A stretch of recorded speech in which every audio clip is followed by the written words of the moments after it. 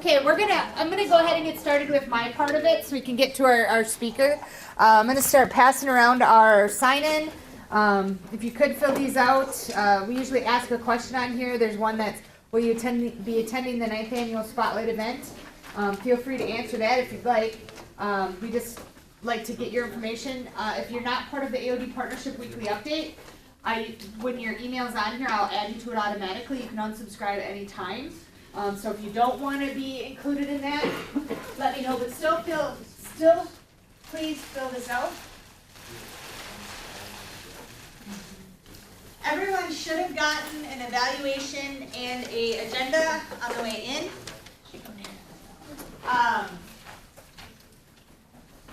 So please make sure you fill those out. If you have to leave early, you can move them in your spot. Also, if you are looking for CEUs, the CEU forms are up here at the front. Again, fill these out and then leave them either up here or at your spot, and I'll collect them afterwards. If you're a part of one of the previous 4-part series trainings, Jermaine Galloway or yesterday's with Joe, I do have the certificates up here if you didn't pick yours up, because I have quite a few left. Also for today, you should have a copy of the folder. If you don't have a copy, you can come up and grab one.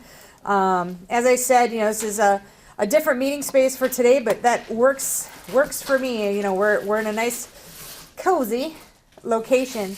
The opportunity is here for you guys to sit and learn from Joe, who I'll bring up here in just a minute. But just a couple of the other updates. The 9th annual Spotlight event is going to be coming up on April 23rd. The doors open at 5 with silent auction and networking opportunities. And then the program will run from 5:30 to 7. One of the community sponsors, that helps us with all of our events, the continuing education department here at North Central, for example, is one of our Spotlight winners we're going to be recognizing this year as a part of that event. So we're just really excited about it. This year's theme is Bridging the Gap. So we're going to be looking at who's really helped kind of bridge the gap around areas of prevention, treatment, enforcement, and recovery in the community. So the annual partner survey, thank you for everybody that helped fill those out for us. We had a pretty good response rate. It always helps us to know what we're doing well, what kind of things we can improve. So you'll see some of those highlights at that Spotlight event and then in a future meeting here. Part 4 is coming soon. One of the flyers that's up there is specific to the session 4 of the 4-part marijuana and use series.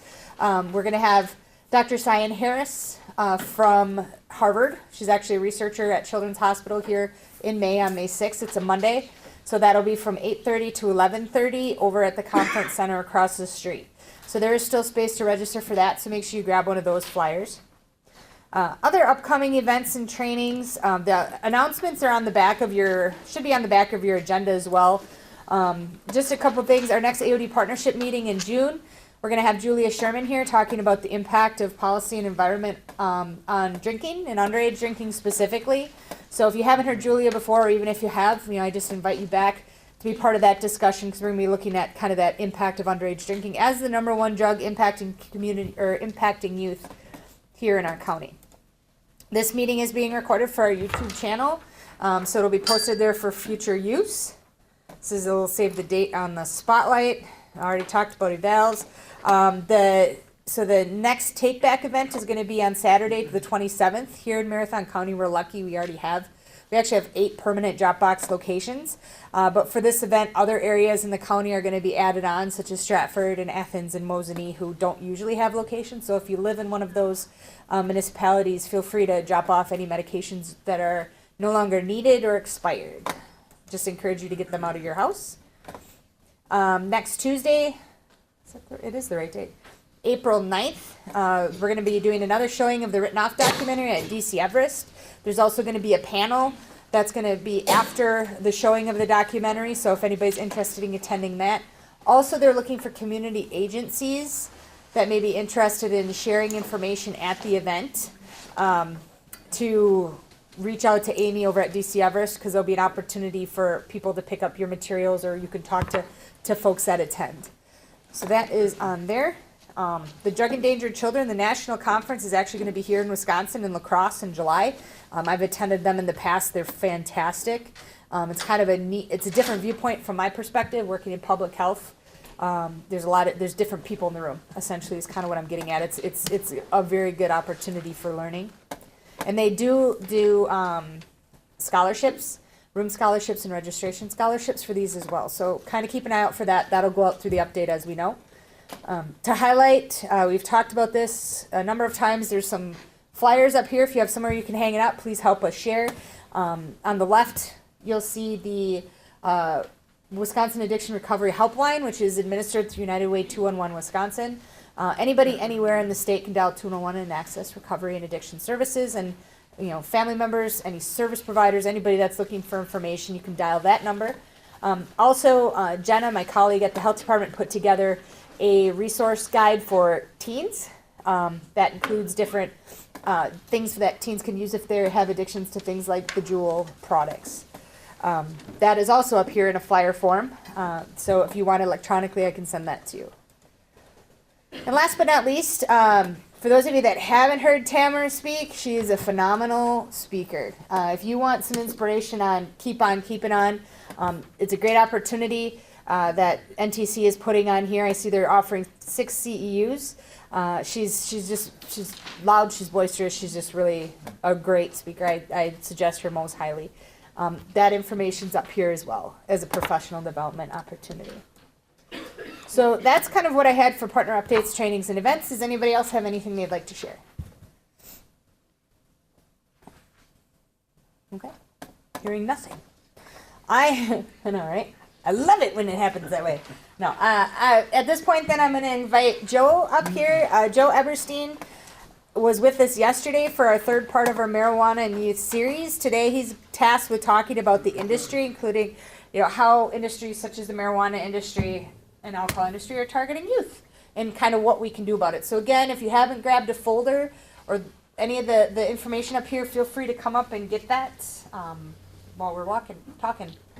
Hey, listen, I want to thank, what a great job that she's doing. Well, stop it now. I have to tell you, because so many states are making a decision on legalization without getting all the facts. And I think this is the best way to do it. I mean, you're really covering all bases. I mean, in California, nobody asked about, what's going to happen to youth? What's going to happen to suspensions? What's going to happen to drug driving? They just went with it and did it, and now we're suffering the consequences. So this is a really smart thing to do to make an informed decision. And I haven't coughed through that entire sentence, so I'm really happy about it. I want to talk a little bit about this. It may seem like a simple folder, and people are saying, well, it's just a folder. And before I took my prevention job, we had no website in San Diego for marijuana prevention. We had no materials. Now, people were asking us because we had a black market since 1996, and there were no public health information about edibles. There was nothing in writing. There was nothing about drug driving. There was nothing about what happens if you fail a drug test or the possibilities of not getting jobs because of it. So we had to come up with all of these materials that you see. And yesterday I said something, and one of the studies had mentioned that there's not enough research. There is enough research to know that adolescent marijuana use is not a good thing for the developing brain. So we had to put together all of our information with information we got from Colorado, from Washington, and other states, because people were already using these products. And if we keep waiting, like I know the scientist yesterday said in the video clip, we don't know what's going to happen. There is plenty of research that says even low-potency marijuana can affect the teenage brain. And I think you're going to get a good presentation the next time. But I talked to researchers. I talked to one researcher. She says, Joe, if there's any drug I would keep away from my child who's 17 with a developing brain, it's probably marijuana, because the cannabinoids resemble the cannabinoids in our own brain that help our brains develop normally. If you can at least hold off until 25. And that goes for alcohol too. I mean, let's even it up. Alcohol's not good for a developing brain either. But all of the materials that you see were developed locally from our KLT, and we have a whole series of info cards. They're in Spanish as well. We're in San Diego, so we also are developing more and more sheets as they come along. One of the recent ones was about school nurses administering on campus. And believe me, if it goes legal here, you're going to be facing that question, because it's a political move. They're going to want to say it's not harmful, so why not administer it on school campus? Even though you can get medical marijuana for seizure disorders at Walgreens or one of the other, drugs that are FDA approved and made from CBD. But they're going to try to pressure the school nurses to administer it on campus. And my theory is, if you didn't learn how to safely administer at nursing school, you are leaving yourself up for a liability legally. And if the principal wants you to do it, then have the principal administer it. That's what I got to tell you. Nobody should be forced into doing something that they don't want to do. So we're pretty proud of our toolkit. Believe it or not, somebody also asked yesterday whether the state put out a toolkit. The state has done little to nothing. As I said, they put out one PSA about drug driving related to marijuana. It was a little cheesy, and then they had to take it away because the pro-marijuana people thought it was too harsh. So I only saw one PSA related to drug driving in the entire state, and then they took it off. For opioids, they have a couple of things about drug driving, but that seems to be a problem when states legalize. And now we're seeing a lot of polydrug use. So oftentimes police officers will stop once they detect alcohol, so you really can't get the full picture of whether they were using other drugs because they don't test. Oh, we got alcohol, we're going to charge them for above 0.08. So we lose all that data. I don't know if you're aware, but alcohol actually increases the THC potency in the blood. So it makes it more psychoactive. So if we're not capturing those numbers, that's not a good thing. Data is our friend. And you'll have a lot of people in your county governments and research and even in hospitals who will say, oh, we don't test for marijuana. It never led to this or that. Well, how do you know? I mean, we had to force the medical examiner to give us the overdose deaths associated with opioids. And we wanted to see if there was marijuana. And it turned out 25% of the overdose deaths had marijuana as well. So people weren't switching from opioids to marijuana, they're dual using. Now, when you're smoking marijuana all the time, do you think you're taking your meds appropriately? I mean, you're kind of high all the time. Do you think you're going to pop pills the same way you should be if you're taking them, antidepressants or anti-anxiety? Of course not. So all of these things, sometimes you got to put pressure and say, we would like you to look at marijuana. I know you don't think it's harmful, but in some cases it is popping up in violent deaths, suicides, mental health issues, and drug driving cases. Okay, this is my favorite topic because you can uncover everything behind the scenes, and it's about 50 slides, but I mean, it paints a picture as to the same players who are on the addictive businesses. That's what it is, the Juuls, the alcohol, the cigarettes, and the marijuana. And it really is all about money. So I'm Joe Eberstein, and I'm the program manager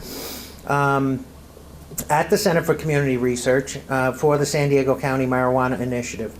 Now, we have 6 providers in San Diego that cover regions from the border all the way to the military base there, Camp Pendleton, and all the way east to Imperial County and then to the Pacific Ocean. So we coordinate their prevention efforts. We also have a meth strike force. Meth is coming back. It's pouring across the border. It's pure and it's cheap. And they're strapping our kids with meth and fentanyl to walk it across the border for $300 or $400 a time. And we keep saying all it's going to take is that fentanyl to open up on a bus stop, and then it's going to be a mass casualty situation. So there has been some political fighting about putting media out, but for God's sakes, we put it out anyway because this isn't about politics. This is about what's actually happening at the border, and I can attest to that. The DEA has a really good video that they show of a kid who was a star athlete who was caught the first time doing it, and they filmed him calling his mother. And it will make you cry, but we show this at schools. The mother actually says, I can't believe you did this, you were really going in a good direction, and the guy promised him everything. The guy who approached him had a new cell phone, a new car. And again, if you have kids and they have more money than you do, you might want to look into that. Where are you getting a new cell phone, a new car? Why do you need $500 a week? You know, you're 12, you know what I mean? You have brand new sneakers. I mean, these are just kind of common sense things. I mean, I would get $10 and that was it for the week. Go get a Snickers bar and whatever else. I know it was 1985, but there's no reason that a kid needs a $200 or $300 allowance, you know. So I have a question to pose to everybody. Do you think a successful marketing strategy would only market products to 95-year-olds and up? So I'm going to approach you guys and say, look, we're going to go to the nursing homes and we're going to start with this business proposition, and we only go, I want everybody to check the IDs and make sure they're 95 years old and up. Would anybody buy into that business?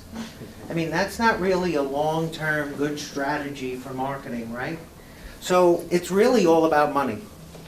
It's really all about money, and if you don't get kids to buy in, then that's not going to be successful, no matter what it is. And these companies rely on a small amount of heavy users. The same way that my dad could drink anybody in this room under the table, and I love him to death, we have that in our genetics. My dad was the kind of guy that went home from the party and then continued drinking at home, and he could have a conversation with you like nothing, like it was normal. And that's what they rely on. And they rely on young people, and they rely on the modes of communication that young people are using today. And I gotta tell you, I hate Instagram. I hate Snapchat. I know I sound old and whatever, but I really think we're losing socialization skills. I have kids coming in to apply for jobs.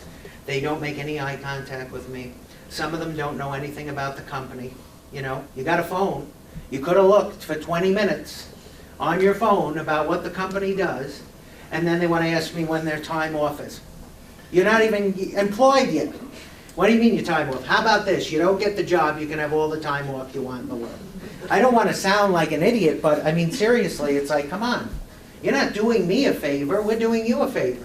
We're giving you a pretty decent salary for San Diego. At least come prepared, show some eye contact, shake my hand, you know, and learn something about the company. Let's look at the average salaries. You think we're going to get rich off of doing prevention? Anybody? Really? This is the average salary for a prevention person.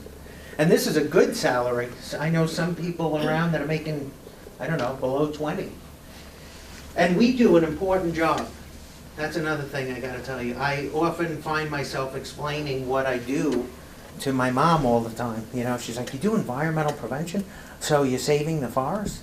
And I'm like, no, I do environmental prevention around alcohol and drug use. You know, I'm not climbing trees and all this other stuff. So we look at the variables in the community and see where the access points are. The liquor stores, the dispensaries, the parks. Look at the average marketing salary. And this is a cheap salary, 121. Some of the salaries are over 200. So with a salary like that, you think companies really take their advertising and marketing seriously. I mean, there are boardrooms right now filled like this with people making $200,000 trying to decide how to market the next vaping device or the next marijuana product. And believe me, everybody is wanting in on the marijuana industry now. Alcohol is losing revenue. Cigarettes are losing revenue. The only companies that are doing well are the vaping devices, which is an epidemic, and the marijuana companies. Those are the ones that everybody's buying stocks in. It's important to watch the stock market when it comes to this. Another generational trend is that teens are drinking less beer, like Coors and Budweiser and those, and they're going more for the whiskeys and the vodkas and the high alcohol content. They're interested in less calorie-dense options so they can take a nice Instagram photo at the gym. They don't want to look like they're, you know, overweight. So they're going for the higher alcohol content. They're more interested in craft beers. San Diego is one of the craft beer capitals of the world, and they're drinking a lot more wine. Now, wine, to some degree, is supposedly healthy, red wine, in moderation. I think when some companies put out a statement like that, some kids just open it up and say, oh yeah, well, I'm going to drink as much. If a little is good, then maybe 2 bottles is even better. And I'll tell you, hangover from wine, it really hurts. It's like a total brain seizure the next morning. I've been sober for 3 years now. April will be 3 years. It was the best thing I ever did, but I'll tell you, I lost so many friends because every single event is tied to alcohol. It really, really is. And have you ever hung out while you're sober with your drunk friends? You sort of think a little differently about them. And believe me, I've been that drunk friend. I can talk when I'm not drunk. I can really blab. And, I think I'm pretty funny, but then there's a point in the night where I'm just sloshed, you know what I mean? And it's like nobody wants to be around that. I'll tell you another thing I don't miss is waking up and not knowing where my car was. That was always a scary thing. And when I talk to kids, I always try to make myself human. I'm not perfect, but I wasted 47 years drinking, and, I was one of those people supporting the alcohol industry. I wish I could be somebody who had a couple of beers and I was okay, but I got the genetics from my dad. And I tell the kids, you shouldn't be ashamed of it. It is what it is. But just know it. Even the girl at the hotel I was talking to, I told her what I was doing. She goes, oh yeah, my dad's a substance user, and, my heart goes out to her. But I said, my dad was an alcoholic. And, unfortunately, the kids are going to remember him that way. I remember him a different way, but the younger kids, the nephews and nieces, are going to remember him that way. And there was a point where his drinking went from, after 4 o'clock I'll have a couple of beers. Then he was starting to bring alcohol to family events. I said, you're bringing half a bottle of vodka over to my sister's house for Christmas? They're going to have vodka there. Why are you bringing your own? And till this day, I don't buy any red cups, because my dad always drank out of a red cup. And I still get shivers when I see it. For some reason, he didn't want to bring the alcohol to the table. He just would drink it in a red cup. I don't know if that was a psychological thing. So, marijuana is being promoted as a healthier alternative to alcohol. I have kids who think the entire marijuana plant is medicine. Now, I'm not saying that certain chemicals in the marijuana plant can have medicinal value like CBD. But do you guys think that all the people going to pot shops and dispensaries are going there for the medicinal CBD? Do you think the pot shops would be in business if they stopped selling THC products, the psychoactive chemical? I don't think so. If you told people that they could no longer get high from marijuana, do you think they'd be going to the marijuana dispensaries? Do you think we'd even be talking about this? What I hear all the time from kids is, well, alcohol's legal, so we might as well make marijuana legal to even it up. We have tremendous problems with alcohol in this country. Tremendous. Every weekend in San Diego, there's a wrong-way driver or somebody, unfortunately from the military, driving a motorcycle who dies in an accident. And I used to be a New York City police officer, and I'll tell you, one of the worst phone calls I ever had to make was when somebody lost somebody in an accident. And the worst was on the Cross Island Parkway.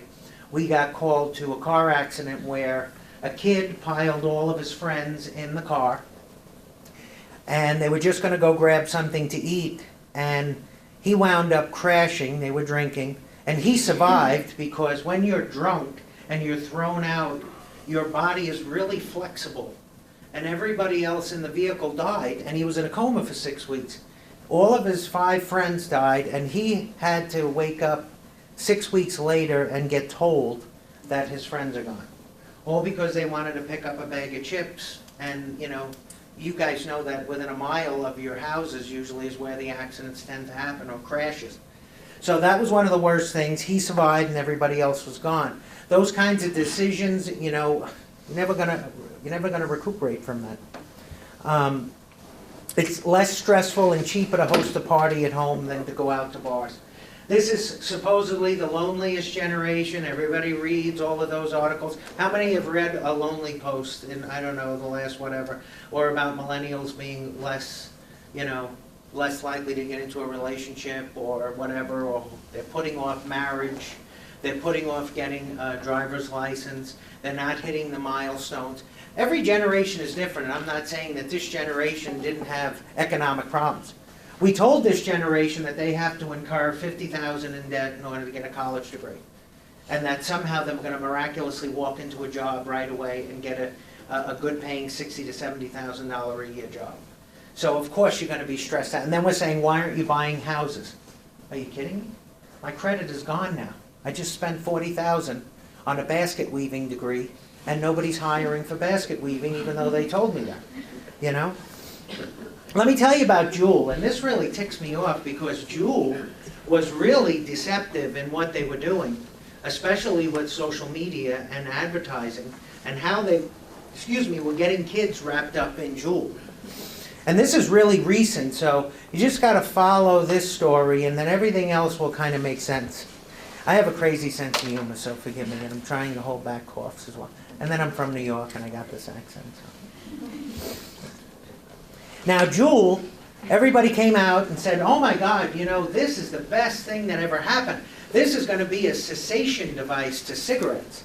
You know, everybody who used to smoke Marlboros and Virginia Slims are going to go off and buy Juul. Well, we have the data that says most people who use Juul never smoked a traditional cigarette. Now, these actually contain one pod about as much tobacco as a pack of cigarettes. Now, everybody's eyes should be raised, you know, like this, when you start seeing fruity flavors. And fruity flavors are usually a telltale sign. So Juul came out with their package deal. They have 68% of the electronic cigarette market in the United States. And you got blueberry, watermelon, and lime. A lot of parents, it was funny because we had a parent call up one of the local schools and said, my daughter's thumb drive is lost. Can you try and find it? And it turned out it was a Juul device. So she actually ratted out her own daughter. And it turns out that it wasn't a lot of information on this other than smoking. There's also Juul pods for something called Stizzy, which is the Juul for marijuana. And there's no secondhand smoke. I don't know if you've been around marijuana smoke. People often like, have you been around marijuana smoke? Of course, I live in San Diego. Are you kidding me? The stuff is like in air fresheners out there. So it doesn't have that skunky kind of smell. And the problem too is not with Juul, but other vaping devices. You can vape a variety of substances like heroin, methamphetamine, and there's no smell. So if your kid just brushes you off and says, oh, you know, trust me, it's liquid nicotine and I'm just blowing circles in the air. You can't always believe that. It could be marijuana, it could be meth, it could be heroin. So guess who's behind this? So you guys know that Philip Morris changed its name after it killed millions of people with cigarettes? So I mean, I'm just going to be very blunt. After they were determined that all of their internal memos were purposely getting people addicted to cigarettes, my parents both smoke. I mean, I really need a CPS report. I said this yesterday. I'm making my parents sound like I grew up in the worst. I had a nice, happy childhood, but they had addiction big time. My mom still smokes, and she's in an assisted living. The only exercise she gets is to actually find a smoking area around her facility. So she's probably got to walk 2 miles in her sneakers to go find a cigarette smoking area and come back. So she's getting exercise at least. But Altria is now the new name. Altria to me sounds like some aquarium fish store or something else, but they really couldn't stick around with Marlboro and Philip Morris after all of those damning memos. Has anybody seen those memos? They knew all along that this was addictive. They knew all along that it was causing cancer, emphysema, and all of these problems, and yet they still did it. And now they're investing millions in Juul, and they're using the same kind of tactics. So Altria stated that it will place its Juul products next to its cigarettes on retail shelves and pending antitrust approval hold a third of Juul's board seats. Remember when Juul came out, it was right up in the front by the cash register, right by the candy? This is what they do all the time. All the time. It's right next to the Reese's, which is my favorite, or the M&M peanut, those things. A little history of Juul. So in 2015, two guys from college created Juul. And back then, cigarette smoking was declining tremendously. So they said, hey, we got to do something because we're losing so much money with cigarettes. Let's come up with this really interesting device. So in 2015 to 18, they started aggressive online marketing. They started on Facebook, they started on Instagram, and they spent a lot of money. Now, in just 3 years, the FDA says it's an epidemic. Can you imagine in 3 years this is an epidemic already? And I'll tell you, the schools that I go to, middle schoolers, elementary schoolers, there's Juuls all over, there's vaping devices all over. Has anybody seen this? I mean, I got to tell you, I get more requests to speak about vaping devices in middle school. And these kids are this big, I mean 11 and 12. They say, I can't go into the bathroom because it's like a Juul lounge, you know? Now we have 2.1 million youth e-cigarette users in the span of 3 years. That's massive. So what did the company do? Look at how deceptive. The company developed a stealthy email technique that attaches to its screening process. To access and sign up for Juul, the website requests all visitors' birthdays and the last 4 digits of the Social Security number. If the person is not old enough, the site denies access, yet it nevertheless adds the visitor to Juul's email list server. The underage rejected visitor begins receiving promotional campaigns for new fruity flavors and large discounts off the $49.99 starter kit. Does everybody know what that means, pretty much?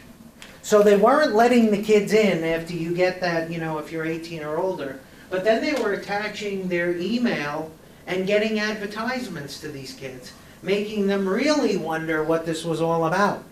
This really irks me. It really does, because first of all, they're being sued right now for this. 10 people are suing them nationally, but this is a disgrace, really. Now again, this is still in litigation. They're probably going to come out with all the money they have, but and try to say they didn't do this. But this became an epidemic in 3 years.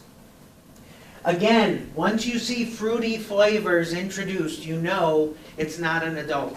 And I know I have a stomach, but this is all meat and potatoes. I stopped hanging out in the candy store probably around 15. I lost my sweet tooth, and so do many of us. So mango, fruit medley, and cool cucumber aren't going to appeal to me. They're going to appeal to youth. And that's your telltale sign with all of these. As soon as they start with the different sweet flavors, you know they're advertising to youth. Does anybody have any questions before I go any further? I really want to make you understand how deceptive that emailing process was. I mean, that's a disgrace, and it's coming from the same cigarette companies that led to the deaths of millions of people, including my dad, from emphysema and alcoholism.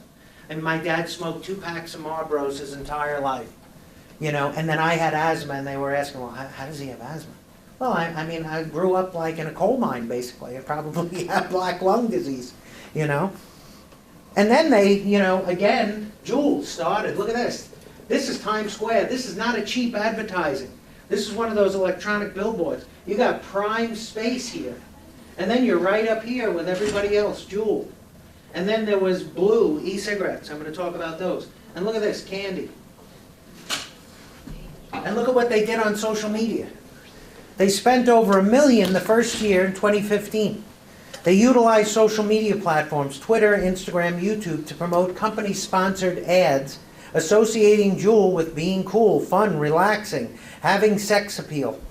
Look at this. Does this look like they're appealing to somebody who's 50 and 60 with emphysema?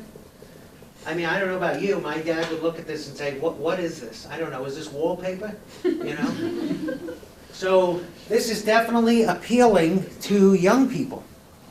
And then they stopped because under FDA scrutiny in 2018, November, Facebook and Instagram accounts were suspended. But they don't need to anymore. They got everybody hooked. This is a huge epidemic. I'm telling you, this is going to be the next epidemic, and you're going to see already the vaping and the marijuana merging. And that's already happening. So they don't need this anymore. They already got a whole bunch of new users. Now they're promoting themselves as a healthy alternative, and I'll show you that on the last slide. This is the nationwide class action lawsuit that's happening now. 10 named plaintiffs. They range in age from 14 years old to adult users. According to the court documents, the Juul device is more potent than a cigarette, allowing high levels of nicotine to enter the bloodstream.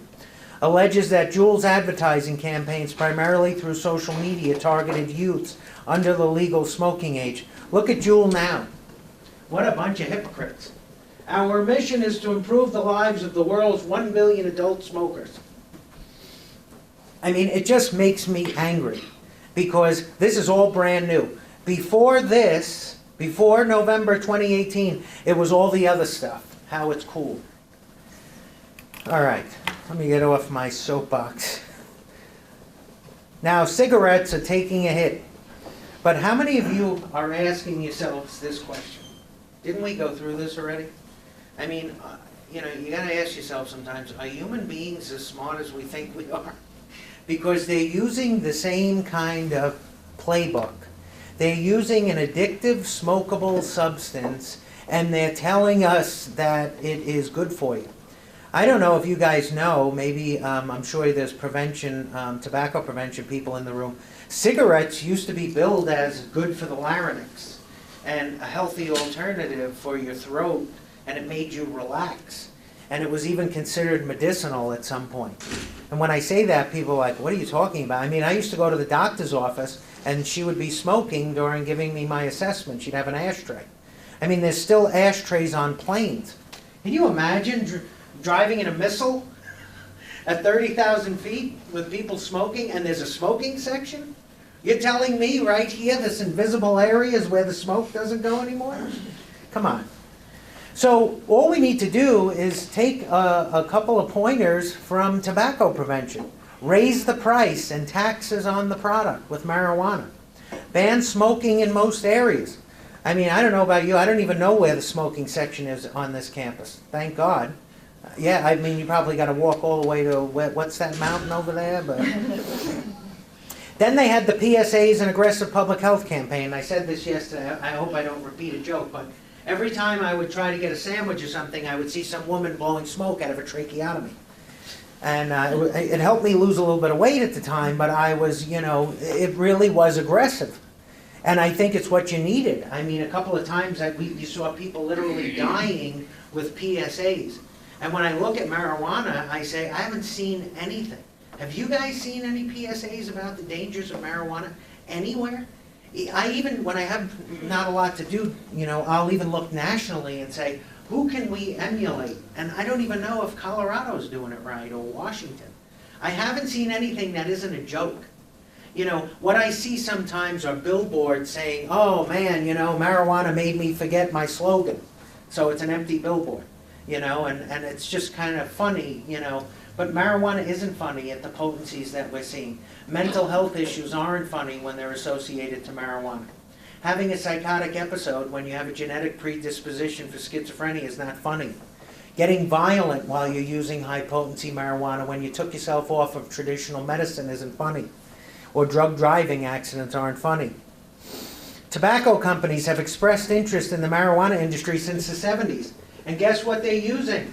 All their muscle, their financial resources, product design, marketing muscle, and their political clout.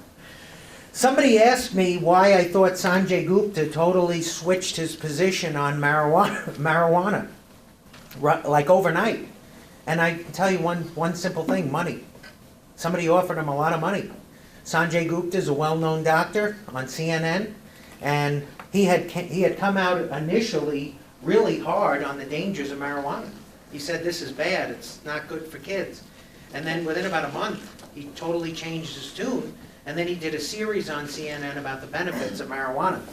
And he highlighted the girl who had severe Dravet syndrome, the epilepsy, Charlotte's Web.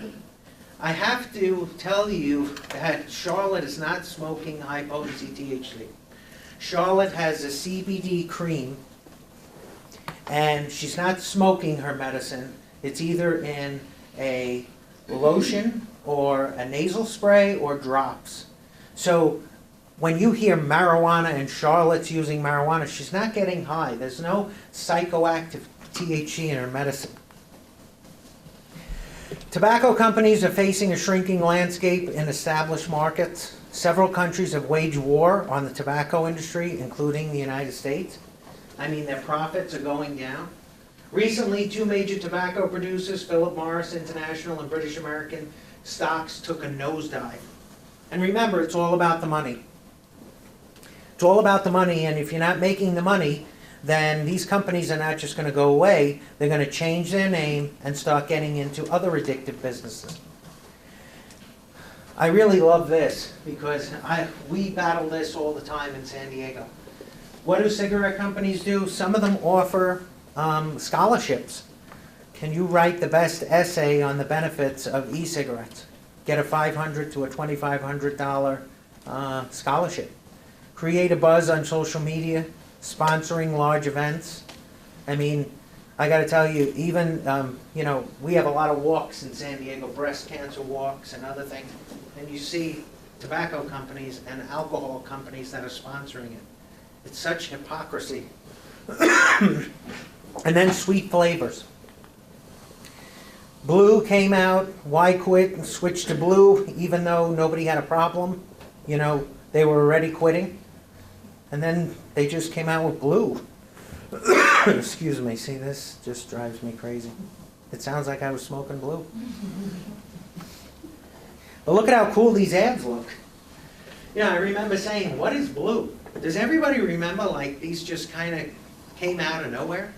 Like, one thing that's troubling me with the advent of social media is we start having products and they pop in from other states or other countries, and nobody's done any long-term research on them.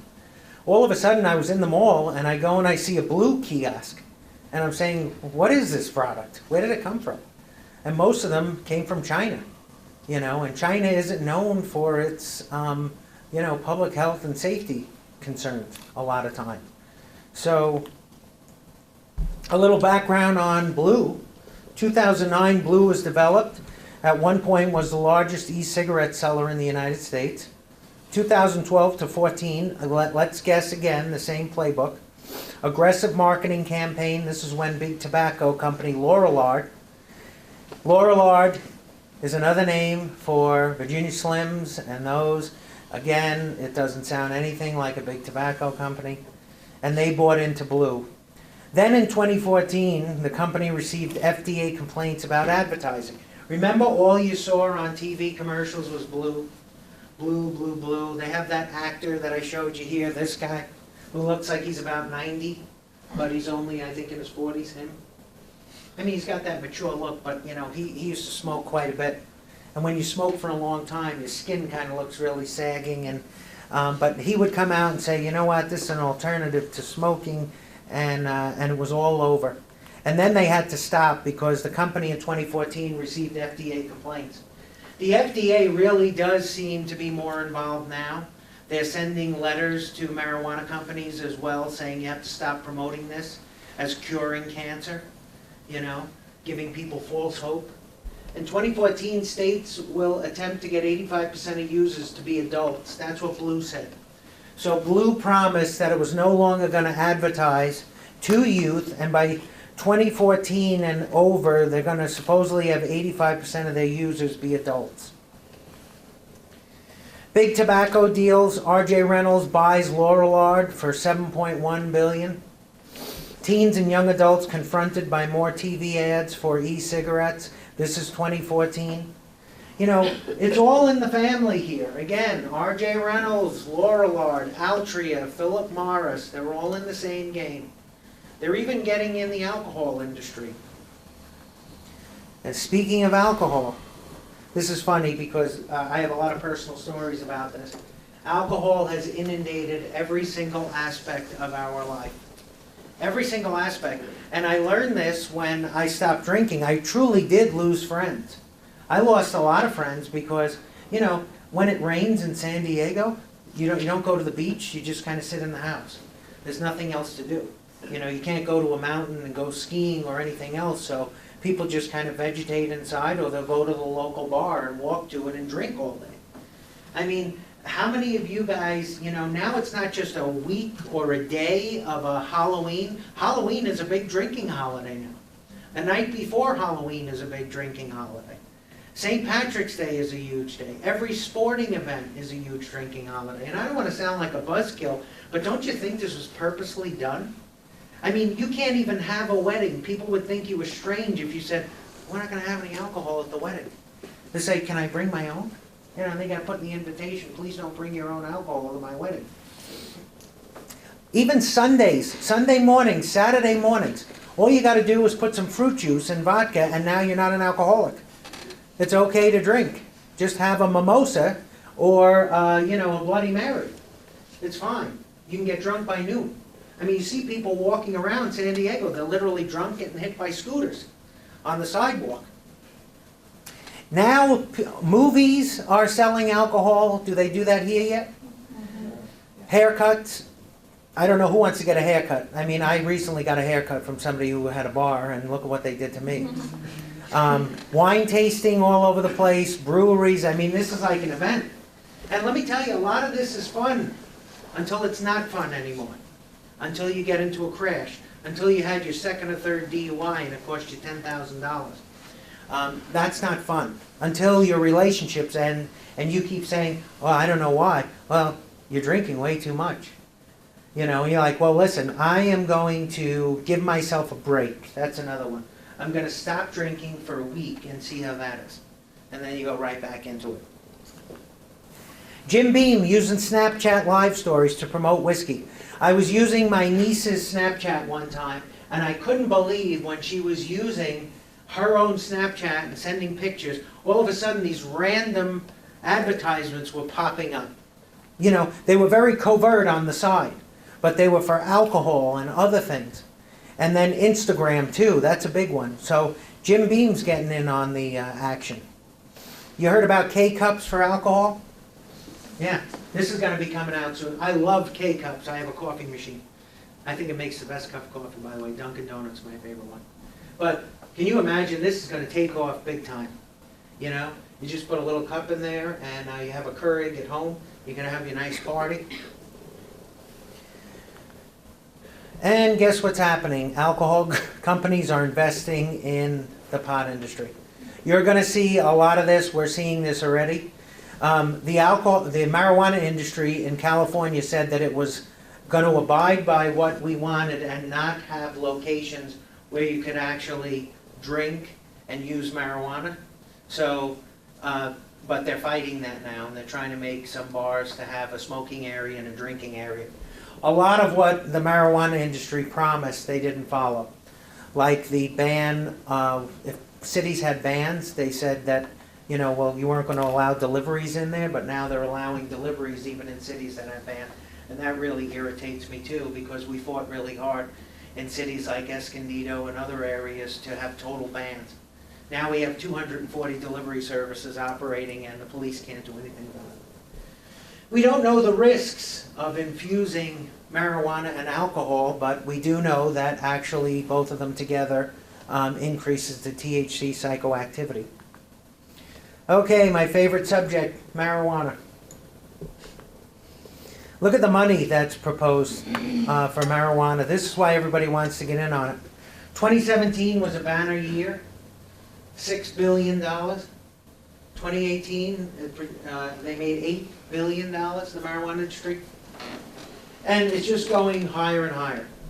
Everybody knows that Canada just became the first country to legalize marijuana, and again, I said it yesterday, that's going to create a lot of buzz on the Canadian border with states right up to it. Marijuana retail investors view Canada as the most important player in the legal marijuana market. So you're going to start seeing Canada dealing with more South American countries because they're going to want to all be in the same Western Hemisphere. They're going to want to get their crop grown in South America where marijuana likes to grow. You're going to see conglomerates coming together to sell their product in Canada. Then you're going to be seeing a lot of Canadian weed coming down across the border. It's funny now, but California is now exporting marijuana to Mexico. So put that in your head for a minute. We're actually sending marijuana over to Mexico, and Mexico is sending us fentanyl, Xanax, opioids, and meth. Marijuana profits in North America were estimated at $10 billion. Does everybody know the 3 species of marijuana? Indica, sativa, and ruderalis? So you hear about these hybridized products. So sativa strains generally have higher amounts of THC naturally. Now you have CBD, which is naturally in the indica strain. Indica is bushy, so you're not going to get hemp out of indica strains because it's not fibrous. Hemp comes from sativa strains because it is longer and more vining. So, you know, hemp is used for cordage and all of that. Hemp has been grown for industrial purposes for many, many years, and it has very low dose THC. But now you have people saying, well, I'm going to get CBD from hemp. Prove it. You know, just because the label says CBD from hemp, I was having this conversation with somebody, how do you know? The CBD could have come from the sativa plant, because sativa does have a minimal amount of CBD in there. Now, if you look historically at both the indica and sativa plants, they have about, not equal, but sativa has also THC and CBD. And the reason it does is because CBD interferes with the THC high. That's why when they genetically modify the sativa plants, they take out the CBD, which has the medical portion, just so that it gets you higher. Does everybody understand? So then when they take out the CBD, that has more of the calming effect, that has more of the sedation, and that has more of the medical benefit. So they're doing all kinds of interesting things, and that's why I said you got to think about marijuana as chemicals instead of just this one plant. Marijuana profits in North America, not including Canada, were $10 billion, and that was in 2018. Look at what we have now in California. Literally right in front of my office, we have about 4 sign twirlers right outside. You know, and they're pretty good, some of them. Some of them are a little lazy, and some of them are good. MedMed is one of the biggest marijuana markets. I'll show you that in a little bit. We have magazines completely dedicated to marijuana. Now, I don't know about you, but you know, they say it's medical marijuana. When was the last time your doctor offered coupons on your blood pressure medicine for atenolol? Or come in on Tuesday and get a free blood pressure exam and, you know, 10 shots of penicillin. So they have these crazy offers at these medical shops that really don't make it look medical at all. And you guys are aware too that it's really easy to get a medical recommendation, right? They have sites totally geared towards finding a marijuana doctor, getting your recommendation. So it goes like this. You go on one of these sites, you hook up with a doctor, you have a Skype interview where the doctor says, yes, I think you need marijuana for your chronic hiccups. So then you go and you get your marijuana recommendation, and you can go and now start ordering marijuana for medicine. There's very few in-person kind of, you know, medical examination. All of these doctors are in the same network, and that's how easy it is. Actually, it's funny, I saw a Yelp review for a marijuana doctor who tried to follow the rules and actually denied somebody for their marijuana recommendation. And he gave him a bad Yelp review and said, oh, this guy is too hard to get a marijuana recommendation from. He follows the rules. God forbid. Weedmaps right now is advertising both illegal dispensaries and legal ones. And this is a problem because, you know, everybody goes to Weedmaps to try. I mean, it's the first thing if you're a marijuana connoisseur when you go to a new state. You look at Weedmaps, but they're advertising illegal shops up with legal ones. And this really does a disservice to those companies that went through all of the legal means to get a license. And they refuse to comply. The California Bureau of Cannabis Control, the new bureau that's in charge of our marijuana industry, sent Weedmaps a letter and said, could you please stop advertising illegal businesses because, you know, nobody wants to use the legal ones. And they said, we don't listen to any state. We're an open market, so we're not going to follow what you want us to do. So they basically ignored the complaints. And then why have a legal process if illegal shops can advertise? Here we go with pop culture. Everybody heard of Wiz Khalifa? Yeah? That's just one of many, many people in the Hollywood that use marijuana regularly. Now, I have his Instagram up because Wiz Khalifa has 26.2 million followers. You know how many hits our marijuana prevention website get in an average week? I mean, maybe 2. So you're talking to a guy who's a chronic marijuana smoker. He's actually become a brand of marijuana, Khalifa Kush, and he's got 26.2 million followers. Does anybody get that on their prevention websites? I mean, if we're lucky on a good day, we get 100 hits maybe? I don't know, that's a really good day too. This is just one man who's got multiple songs out that glamorize marijuana. And all of these other guys, you know, Seth Rogen's big marijuana. Joe Rogan had a whole podcast, and now Joe Rogan recently stopped using marijuana. Joe Rogan used to be a huge proponent for marijuana. Miley Cyrus took a break from smoking marijuana. If it's not harmful, why are you stopping? If it's not causing you any problems, why are you taking a break? You know? Celebrities are leveraging their status to create personal brands.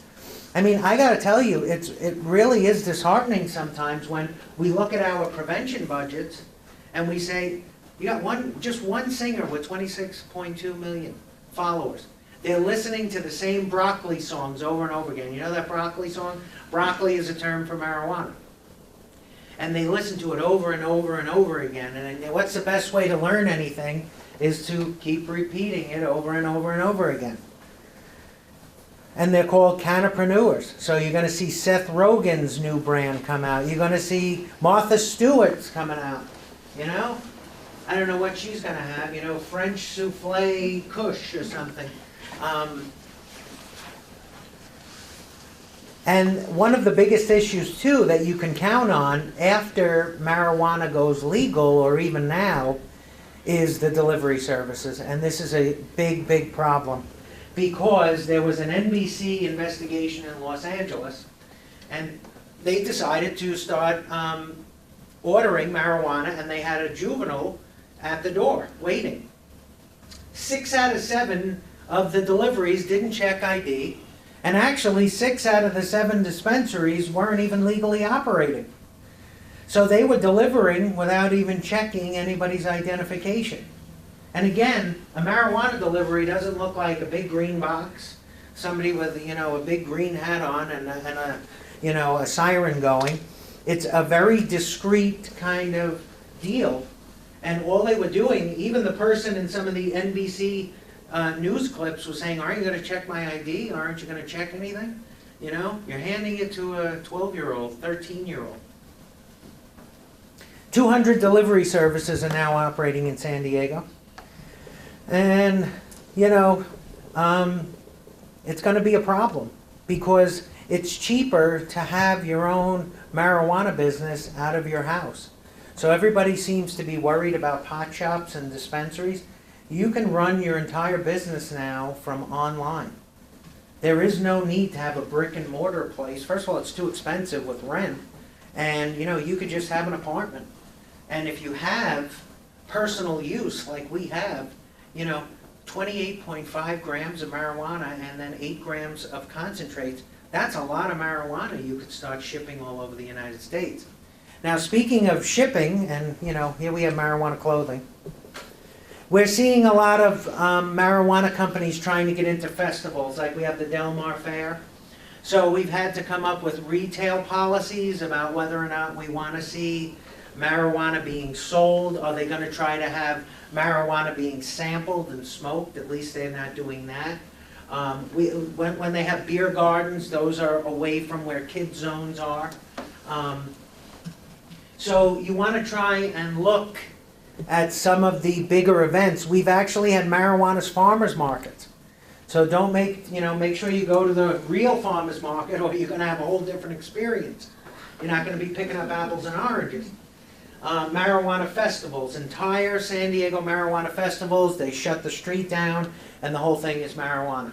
Now you're not supposed to be smoking in public, but I think the police officer would run out of ink in his pen if he tried to start writing summonses for smoking in public. They're sponsoring race cars and sports teams.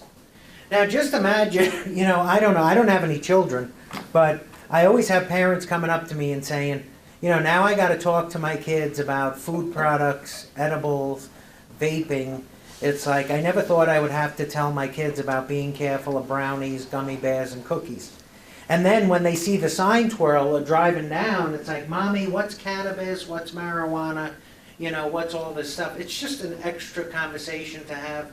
It's good to have, but it really is normalizing everything. I hear it on the radio. I never thought I would hear that. There's talk about commercials for marijuana, and there's also talk about a couple of the baseball teams, basketball teams, with marijuana sponsors. There's also a push in professional sports to get rid of drug testing for marijuana. So if you have, do you have any big special events around coming up? I think Oktoberfest is big. So I can tell you, you're going to start seeing a push for marijuana booths, marijuana clothing. It's going to start off pretty harmless, and then if it does go legal, you're going to want to see marijuana sampling. Try a little bit, take free samples home. So you might want to have a policy to address both alcohol and drug use, youth-restricted areas, checking IDs with wristbands and stamps, and then have those rideshare programs. I'm astonished that anybody is getting involved in a drunk driving accident now with Uber and all of the ride shares. I don't think there's any reason for that anymore.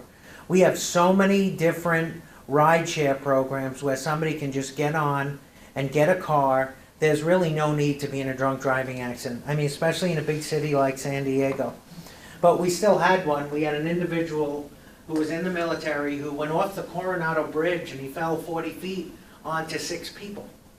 And he lived. I mean, if you look at this drop, you'll say, how did he live? It's another one of those, somebody was too drunk and they were like rubber and they just went with it. And they fell onto a group of people who was at an event below.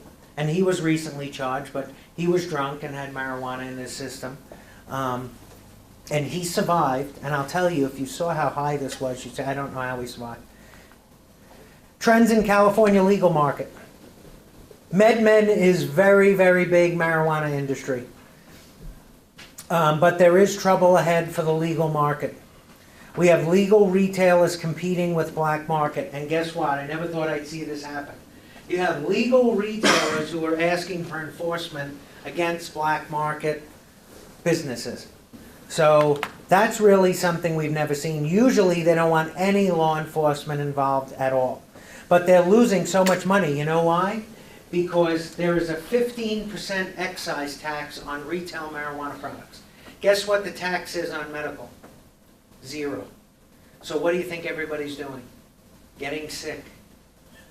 Getting a recommendation. So that's really what's happening.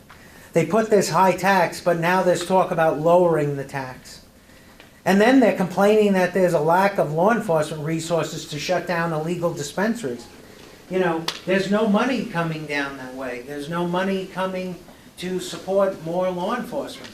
So law enforcement has had to develop these strategies and come up with more resources to hire detectives.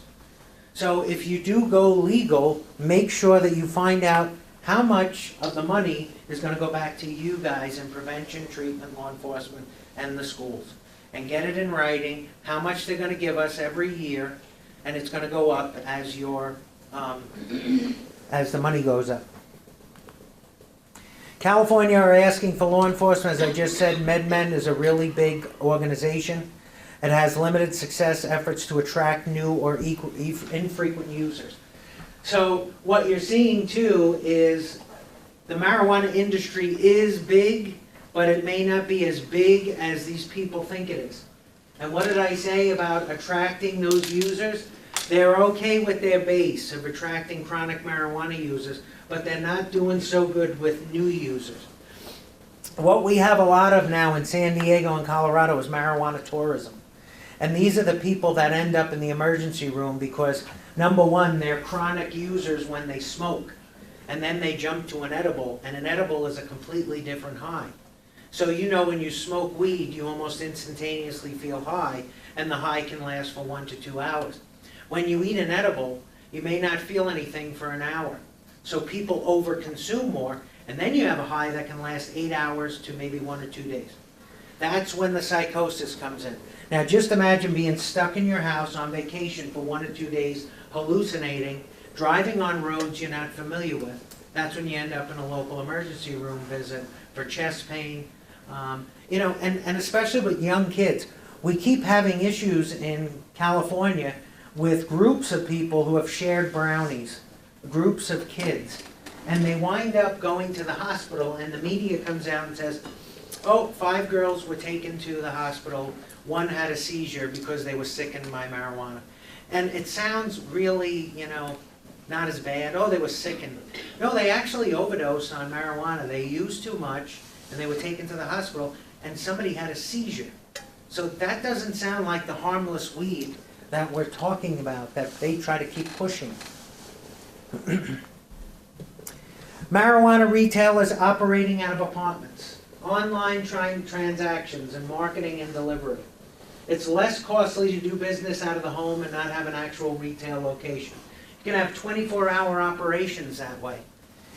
If you try to abide by the licensing, then you have to shut down, I think, by 10 o'clock if you're running a retail store. So let me tell you, with all the restrictions they put on, it was really good, but it's really fueling the black market, and it's also fueling people who want to go into business in their own house or in their own apartment.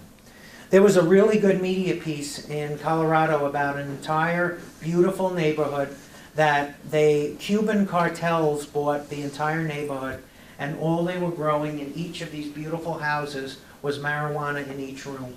And one person on the block bought the house and said, oh, this is a real quiet neighborhood.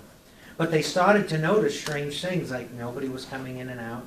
One person would come to check the mail a month. And then, they found the police doing a raid, and every single room was filled with marijuana, from the kitchen to the dining room. And that does a lot of damage to the house. Not only that, but who wants to live in a neighborhood where you don't have any neighbors, And then you have marijuana growing, so it could lead to people wanting to come in and steal your product. Also, there's a chance of fires because they're rerouting the electrical. There's a chance for mold because you're not supposed to be growing anything in a residential area. That's why we have different zones, like retail, commercial, residential. Shipping marijuana. You know which is the preferred shipping method for marijuana? The U.S. Postal Service. And this is why. The U.S. Postal Service actually needs a search warrant to open your package. USPS and other ones don't. So a lot of people are shipping through U.S. Postal Service. Now, FedEx and UPS can actually open and inspect your package without getting a search warrant, because it's a private company, and that's it. So everybody's on to this, and they know. We have more marijuana leaving the state of Colorado, and you guys were aware of the lawsuit that Kansas had against Colorado for shipping all of their marijuana over that way. So are you noticing a pattern here? Addictive product, mostly same big business players with different names. Adverse covertly to youth, advertise, and then get them addicted, and then receive complaints and pushback from public health, and then rebrand and change the name and appease, and then in some cases hire your own scientists to promote as a healthy alternative. I mean, this is the playbook for all of these. So once you get those young people, that heart of your product addicted, you're pretty much good to go. So I want to put out some questions. We got 15 minutes. How do we use the same strategies to promote our prevention campaigns? I mean, I know we don't have the same kind of money. I know, you know, what are you guys using to reach your market? Our market is kids. So how are we leveraging what we have to reach our kids? And I know for my own prevention campaign, we're trying to get more on social media. We have a YouTube, we have a Facebook, we're trying to get an Instagram, we're trying to get county approval to get an Instagram. The county is very much not in favor in San Diego because they're afraid of back and forth rhetoric. People getting caught up in marijuana conversations that could lead. I'll tell you, I put media pieces out, and I often get nasty comments. So I don't really get into debates with people, because I know some of them really sound fanatical. I mean, they'll literally copy and paste in the comment section like 20 pages of some kind of propaganda. So I don't really ever go back and forth with those people if I respond. In the beginning, when I really didn't know any better, I would, because it used to make me mad. So I don't do that. But how are you guys leveraging what the resources you have to reach your market? Anybody? Well, this is a good sign. I mean, we all need to help each other, because I know what my budget is. I don't, you know, I know we're trying to do the same things. We're trying to have more youth involvement in developing those strategies. They have a drug driving campaign. Nobody? What do you think we can do? Does anybody feel like they're effectively reaching this group? I mean, really? Like 12 to 17, 18 to 25-year-olds? No? I'm a youth justice worker for Marathon County here, so when I talk with the kids that are on my caseload, a lot of them are in trouble for drug use and things like that. I think there's such a, their idea of using marijuana is like chewing bubble gum. Yeah. It's like, some of them, the attitude is, well, I'm not using meth, I'm not using heroin, but, you know, I smoke pot every day and I'm fine, and it's just a plant. I mean, it's that still, they just don't get it. And then when we talk with the parents still, I think our community is still uneducated of marijuana now is not the marijuana and I have to say grandparents now, because it's not, my generation it was your parents' marijuana, Vietnam, whatever. Right. Now it is your grandparents' marijuana. I think we still are struggling with the education part to really get the knowledge out there of what's going on. I think in our community, and what I see is they're promoting so much as marijuana's benefit. Every kid, I was taking CBD oil, that's why I tested positive. No. You wouldn't test positive. Right, but that's they tell their parents, well, Mom, CBD oil, that's why I tested positive. Yeah, you gave it to me because I had anxiety. We're getting that too. Right. Let me just explain about the drug panel so everybody knows. You have to test specifically for CBD, but the 5-panel drug test is only for THC. And that's what's used all the time. If you're testing positive for THC, you're using THC. So you can say you have CBD all you want. Right. You can't trust the labels right now. Where did the product come from? Especially in Wisconsin. At least in California, they're trying to test. But here, you just slap a label with CBD on it? I mean, how do you know it's not spice? Synthetic bath salts, or who knows? I think you're exactly right. You're exactly where we were, I think, 5 or 10 years ago. And again, we had to fight our county to put out anything about marijuana. We had to be so careful, because the marijuana industry talked with our county and said, the people voted for medical marijuana use. So you have to make sure that you protect that. Our county sued not to have medical marijuana use, and we were forced to do it. Now we have a big mess. So now we have a big mess, and everybody used to come into the city council meeting, they would wheel in people in a wheelchair that you never see attending the pot shops, and come in and say, how could you take my medicine away? But when we sit out in front of the dispensaries, we see it's a white male around 35 years old with self-diagnosed pain who's going into these places. And they're not using CBD, they're trying to get the 27% THC in the bud. And now we have 99% THC in some of these products. And if I tell you, we have absolutely no research on what that does to the developing brain. So anybody who says they know are lying, because the federal government caps the amount of THC in studies at 13%. So we're not getting the full scope of what 60 to 90% does to a fetus, 60 to 90% does to driving, 60 to 90% does to the developing brain. It's just not out there. Even the person who's going to talk to you about brain development, they're talking about very low dose THC. So if low dose THC is known to impair brain development, what does 90% do? If low dose is bad for driving, what does 90% do? And I told you the story yesterday. The scientist said, oh, we think 13% is enough. You mean to tell me 13% in a driving simulator is going to be the same as 90? That's ridiculous. I mean, 90% potent is a lot different to your senses and your coordination.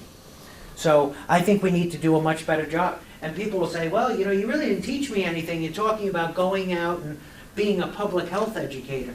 That's what this drug, not all the other ones, that's what right now this drug requires us to do, is face the music, have public town halls, even when it's uncomfortable, and tell them this information. Because they're not getting it. The biggest problem is the parents. The parents from the 90s and the 80s are thinking it's the same thing, and they give me the same one. Hey, they could be using something worse. Well, you don't know what 90% THC does. It's killing your motivation. It's causing you to have sleep problems. It's causing you to be anxious and nervous. You know, and again, why are you using something at 18? Maybe we need to get you an assessment at a doctor, you know, instead of just medicating yourself.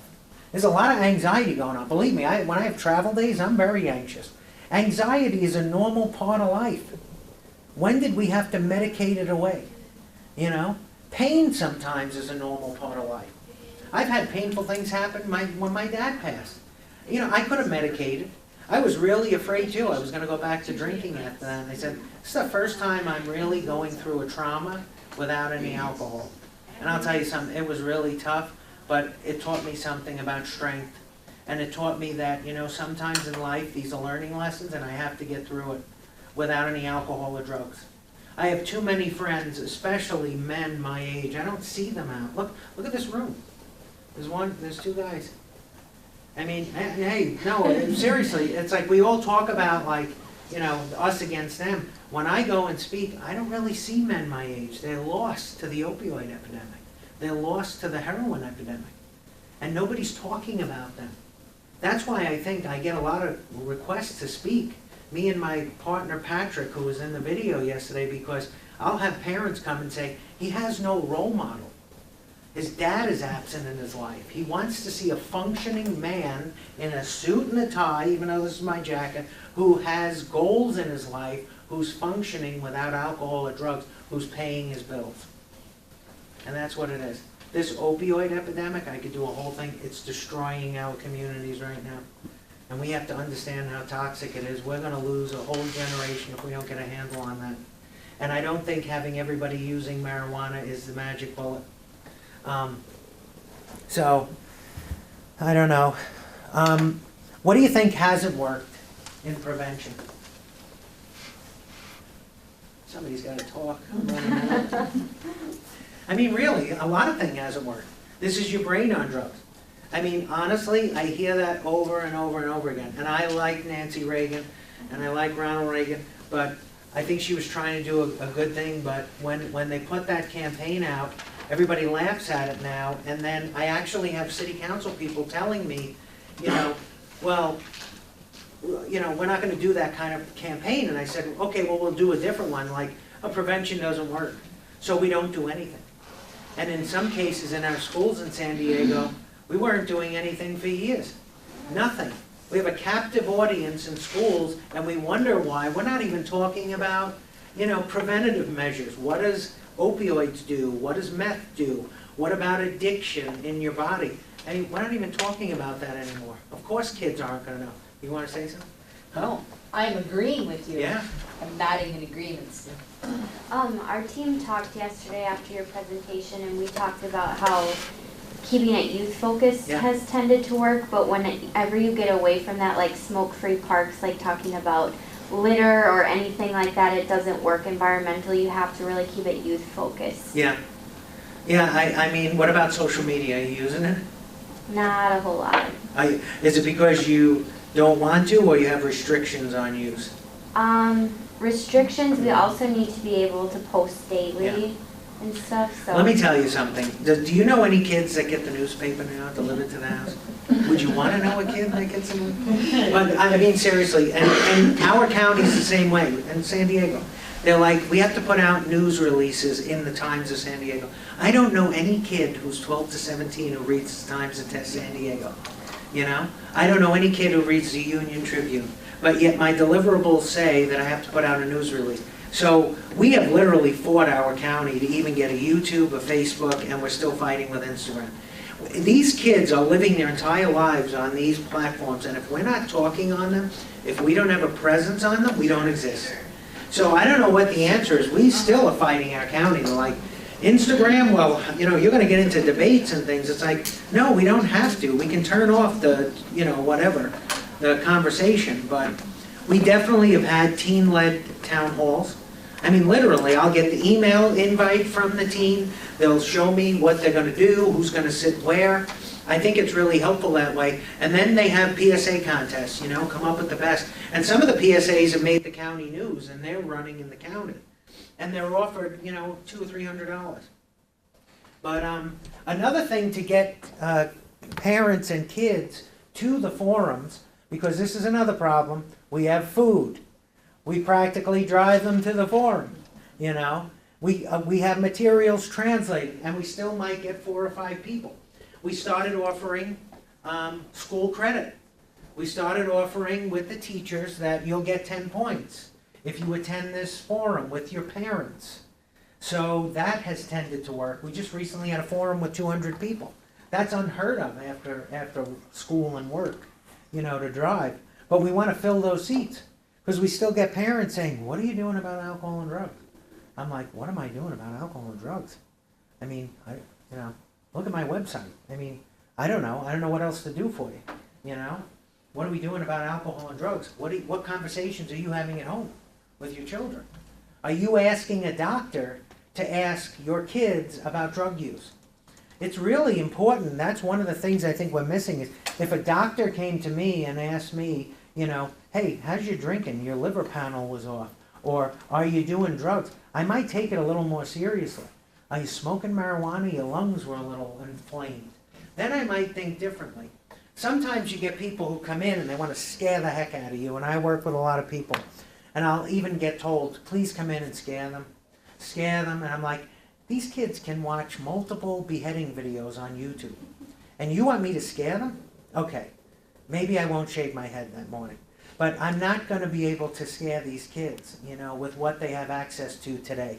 So the best thing I can do is give information, inform, and educate. And if you're not scared enough, look, it's a tough job market. You got to be operating at the best because you're going to get out there and you're going to be competing for the small job amounts out there with people. And you don't want to have a couple of convictions behind you or felonies or anything else. I don't know. I know it's 1 o'clock. What do you... Does anybody have any other questions? Did you find this helpful at all? So who do you think's behind all of it? I mean, it's really big tobacco. Big tobacco is not going away because cigarettes went away. And they're going to keep changing their name. So now it's Altria. Remember Altria. And you know what Altria is? I thought it was that river rat. Isn't an Altria a river rat? Or Nutria. Nutria is a river rat. So I was like, what's this Altria? I don't hear Philip Morris anymore. They got so much bad press. One of the first things their marketing people said is, we have to name this a different name. Because Philip Morris is mud. So look out for those changes in names. And if you follow the money, you will see where it will come from. And let me tell you, they have the ears of people in government. Because I have seen people switch overnight when it comes to marijuana. One day they want to talk to me, they're taking my emails, the next day it's almost as if I have Ebola. They don't want to talk to me, you know? Who's this guy? I said, well, last week you wanted to put some restrictions on dispensaries, and this week you don't even know my name, you're not even responding to my messages. But I don't take offense. Well, I really appreciate this. I think it was great, and I want you guys to know, you have my card. When you feel alone in this fight, or you feel whatever, send me an email. Maybe I can make you laugh. But just remember, I'm fighting too, and I speak all over the place. There are groups like this, even in nutty California. There are tons of groups. I speak all the time. They're not happy with the current climate. We just got to stop being so quiet. We got to start attending those school board meetings. We got to start attending those city council meetings. Because things are changing, and we're saying, I didn't know how that happened. You got to get out there. You got to be louder than the critics.